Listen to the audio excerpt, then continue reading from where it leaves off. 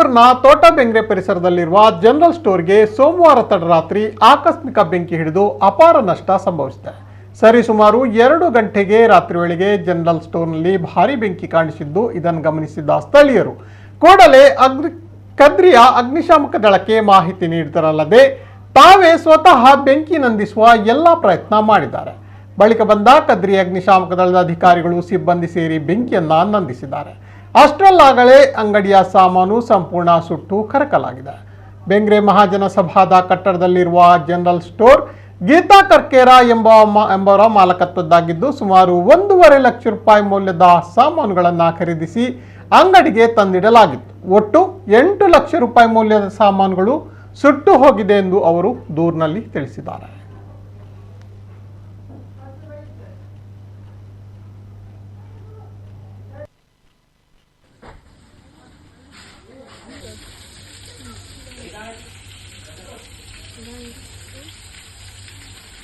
ಅದಿದ್ದಾಯಿತು.